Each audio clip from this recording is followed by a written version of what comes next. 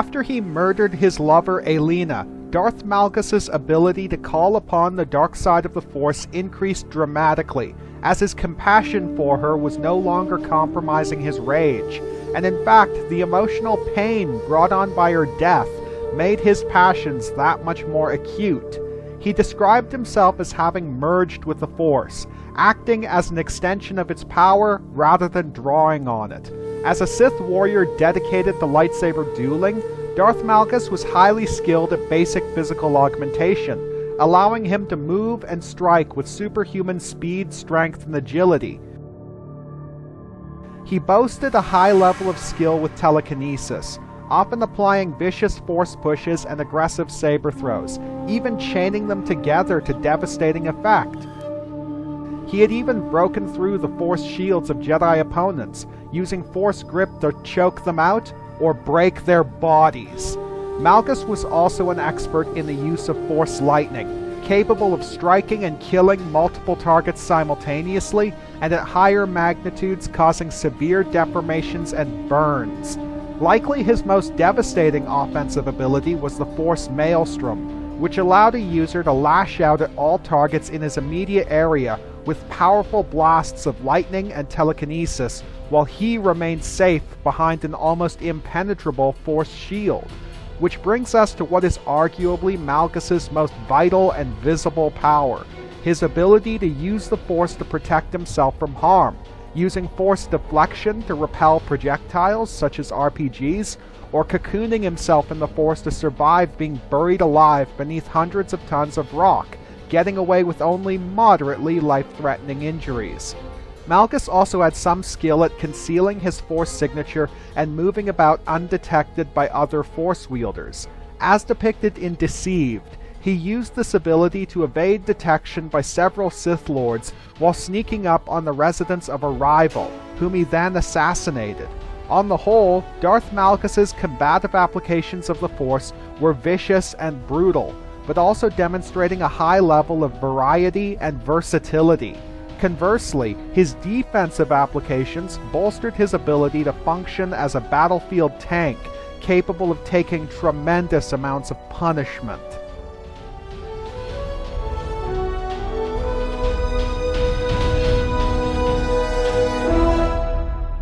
Obi-Wan Kenobi was a crafty Force user, deeply in tune with both the living and unifying Force. At his height, he could match the power of Darth Vader on Mustafar, though this was due more to Vader's own limitations and less to Obi-Wan's own skill. However, penetrating Kenobi's telekinetic barriers seemed to be easier than punching through Jello. By contrast, Malgus was a devastating maelstrom of dark power. He could burn and disfigure foes with the lightest touch of Force lightning. His telekinetic attacks were strong enough to pulverize organs and shatter bones. Only the most powerful of Force wielders could penetrate his defenses, and even then, the injuries he sustained were primarily due to being smashed into things or buried alive, not simply being hit by the attacks. In short, when it comes to their abilities to wield the Force in a combative manner, Obi-Wan was minor league baseball, while Malgus was the New York Yankees. Darth Malgus gets the edge as a Force wielder.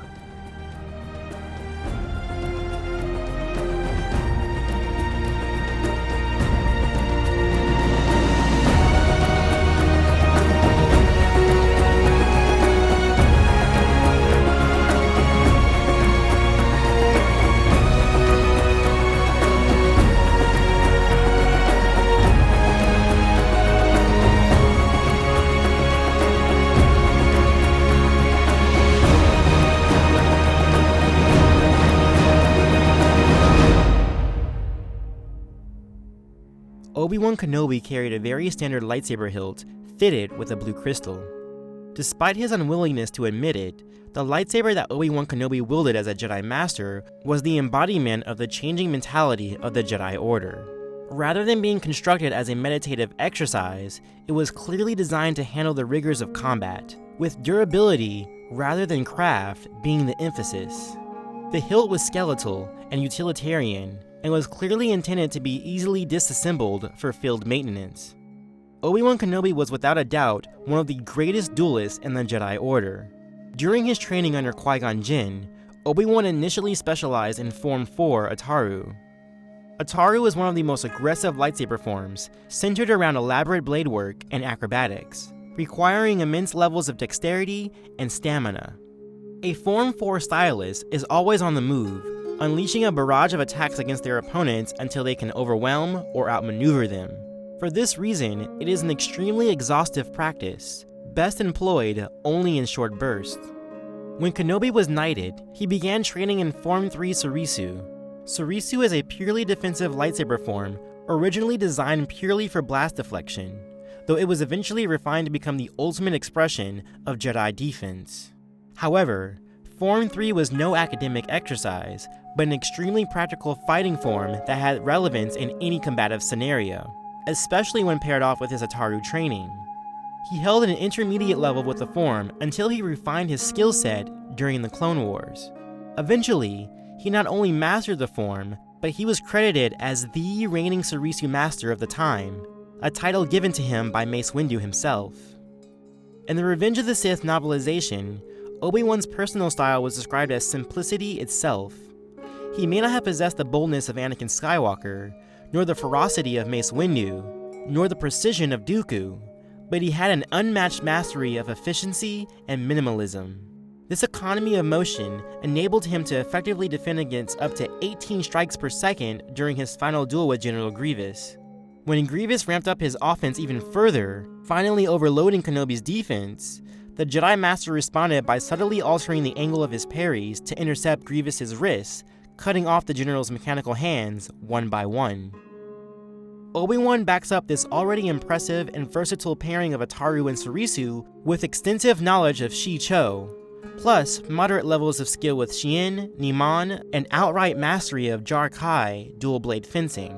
Based around the Ataru variant, Kenobi's use of Jar-Kai would be a great success against Darth Maul and Savage Opress on Falorum, amputating Opress's left arm and forcing Maul to resort to his Force abilities to end the engagement. This display of offense was very impressive, but Obi-Wan's greatest strength is his near-perfect defense. I believe no duelist alive during the Clone Wars would be able to defeat Kenobi purely through lightsaber combat, save for Yoda and Darth Sidious. However, he has demonstrated a weak defense against both physical strikes and force-based attacks, having been thrown around like a ragdoll on multiple occasions. Granted, he always gets back up again, but these brutal assaults eventually take their toll. One may argue that Obi-Wan's lackluster skill with force barriers and vulnerability to physical strikes is a gaping hole in his style, but really, his focused use of his perfect swordsman's guard was stellar enough to defeat most of his foes. He concentrates on defending against every possible angle of attack an opponent might make with their blade. Therefore, he is going to sacrifice alternative skills and powers to maintain this focus. But this is rarely an issue for Kenobi. His use of the Sokon combat principles often allowed him to gain advantages within the environment he fought in. The most notable example of this was his defeat of Darth Vader on Mustafar, where he was able to outlast and endure his adversary long enough to gain the high ground, using the tactical advantage to win the fight. Though at his core he was a pacifist who'd rather have a friendly chat, when forced into a fight, he was usually the one to end it.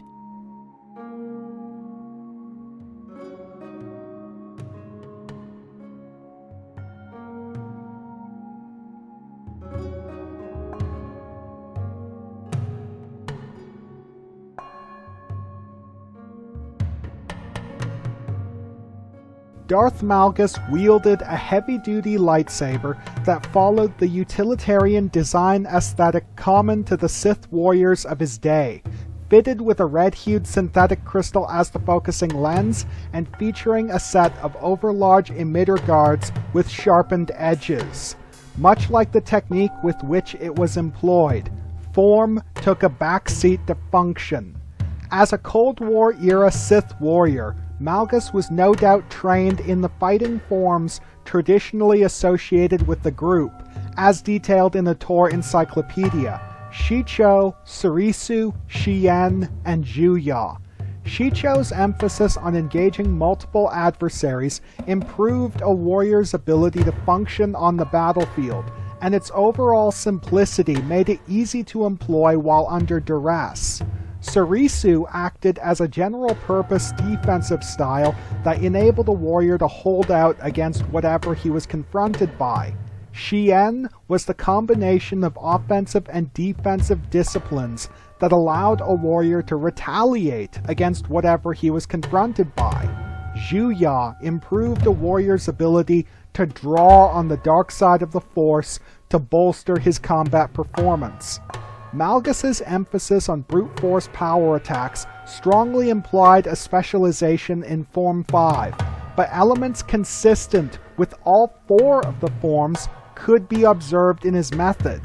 By my estimation, Malgus has struck a balance between the approaches of Darth's Bane and Vader, taking the complementary set of disciplines favored by Bane and hybridizing them in a manner similar to Vader. The result was a unique fighting form that, while rough around the edges, was extremely effective and versatile. In addition to being a capable power duelist, Malgus also demonstrated exceptional balance and mobility, and was a reasonably skilled acrobat, which is quite impressive considering that he operated as a heavily armored battlefield tank, shrugging off hits and constantly moving forward. He was just as capable of being a fast-paced dervish as he was at being an immovable object. Thanks to his extensive experience fighting Jedi, Malgus has been confronted by almost all possible variations of lightsaber combat, and has answers for anything that might be employed against him.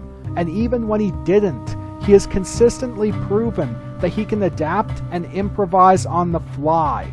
Accordingly, his own technique demonstrated a huge degree of variation. Tight and controlled defensive sequences, wildly aggressive offensive barrages, committed precision strikes, dual-blade fencing, and the clever integration of telekinetic and physical attacks. However, while his lightsaber defense was exceptional, Malgus's defense against physical strikes was relatively weak. A huge technical deficiency, but not a major practical concern for him, as his heavy armor and robust physique allowed him to simply tank the damage. Malgus's tactics were those of a duelist, focused entirely on assessing the opponent on a technical level and tailoring his own technique to counter. He was an expert at anticipating the responses of his opponents and using this knowledge to either preempt or manipulate them, such as when he baited Venzalo by feigning weakness to lure him in close before impaling him. However, his focus on his opponent was so complete that it often led to tunnel vision, leading him to disregard his surroundings, and he has consistently failed to either use his environment to his advantage or to prevent his opponents from doing the same against him. But despite these tactical failings, Malgus has proven that he can persevere under fire and bounce back, enduring and powering through, whether to victory or simply survival.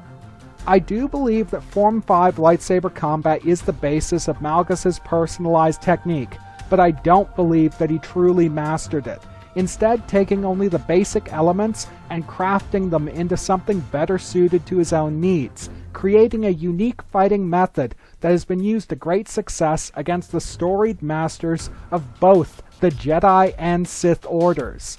He'd be a terrible classroom instructor, but Darth Malgus is one of the great sword masters of his era.